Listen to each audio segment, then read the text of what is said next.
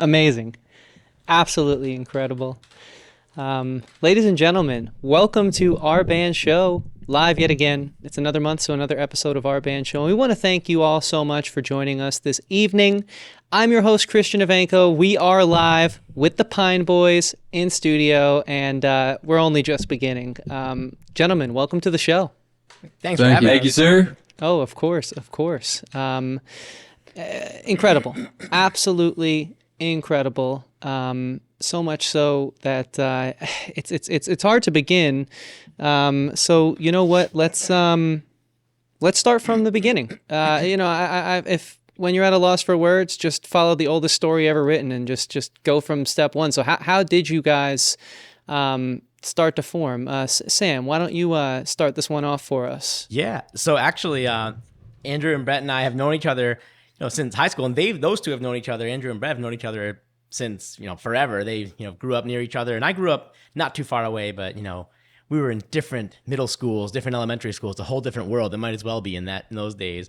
But we would hang out, we would jam back in the high school days, and just about probably 5 or 6 years ago now, we're kind of doing our thing, and those two had formed this band, and just a couple weeks later, they asked me if I wanted to be a part, because they were just in an apartment making these tapes, little by little, one by one, and they had all these great songs. So it's like, before I even became a part of the band, I had heard some of the stuff they were putting online, and I was a fan of the Pine Boys before they even asked me to play, and I was like, oh, this is incredible when I got that invite. And so it was just, really just knowing each other, just growing up as youths.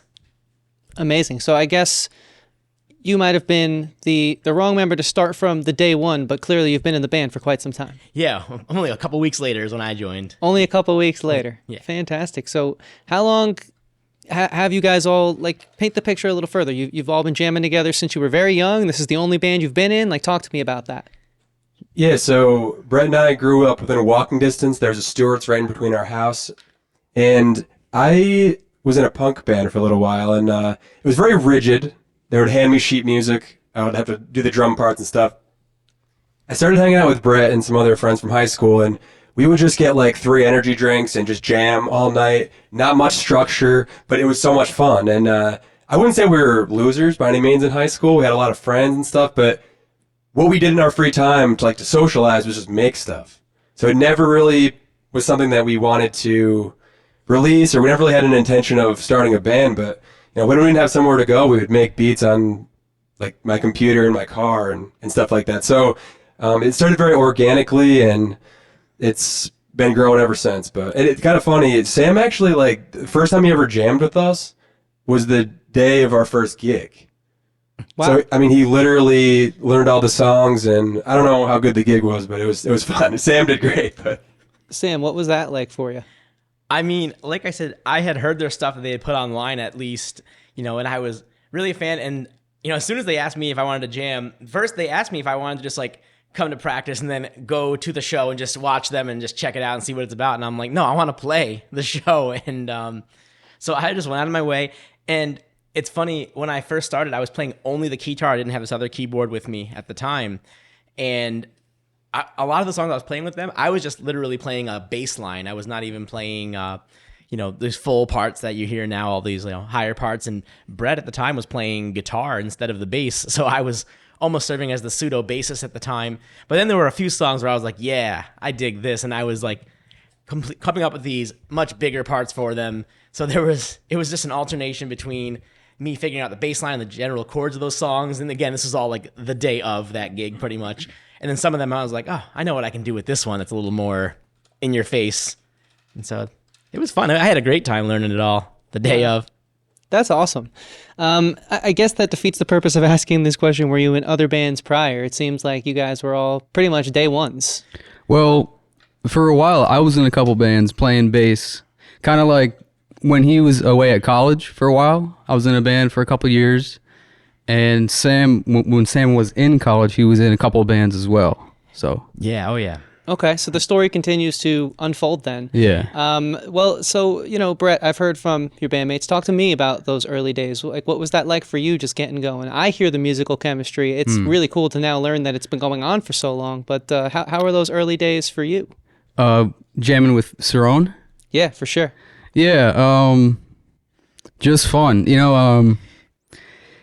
It started off really like Srom was saying or Andrew was saying, when we would get together and just make songs for fun, just like we would like laugh, and there was no intention really to like start a band or play shows, but over time, as it got more of like a couple songs going, and we thought, why not bring it out, and I'm glad we did because it's grown so much from then.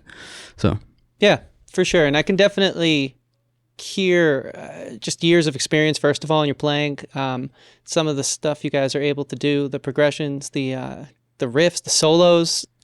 You guys are talented, that's pretty obvious and apparent. And what I love about musicians when they're overtly talented and can do kind of like the solos that like the classic rockers do, and when they can string it together in a package that's like easy to listen to and digest in like a nice song structure like you guys can do, I think that speaks even higher than just having that technical ability. So I'd love to kind of hear about your guys' musical roots and what you sort of bring to the table, like who are some of your inspirations? Let's go around the room, and Brett, let's continue to hear from you on that one, and we'll just Alrighty. make our way around the room. for me, definitely Primus was huge for a couple of years. It's really like all I listened to, but because I started on bass, the meters, like just those grooves are insane, but I kind of had a punk rock start, so I love like Bad Brains.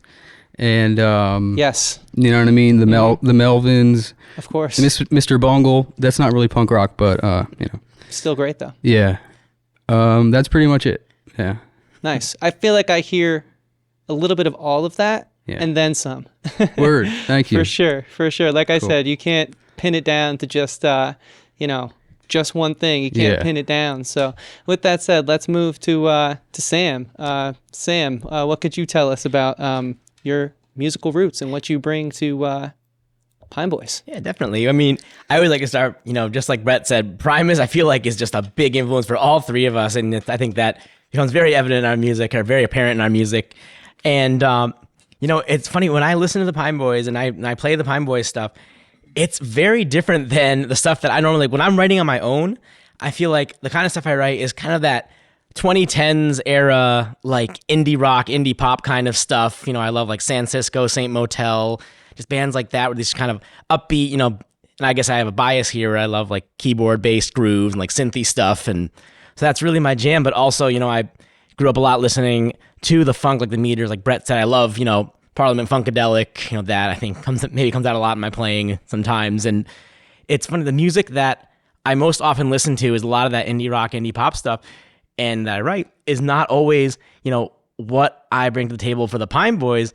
And the funny thing is, just growing up jamming, more so with Brett, we would jam a lot, in the early high school days.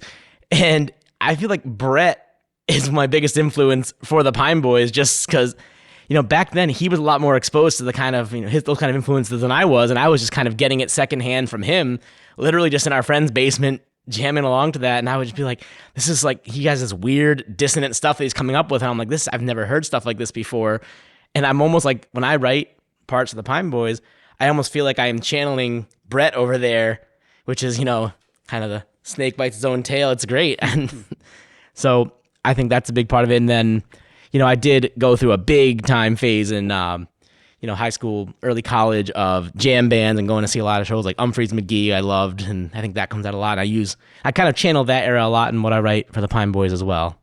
Yeah, I feel like I hear a little bit of all of that. And I just love knowing, now that I know you guys have been jamming together for so long, it makes so much sense. I mean, it's airtight, and that takes years to build. And isn't it a great feeling when you almost feel like you are like in the style of your bandmate? That's such a special thing that I don't think most bands get to. So it's really cool to hear you say that.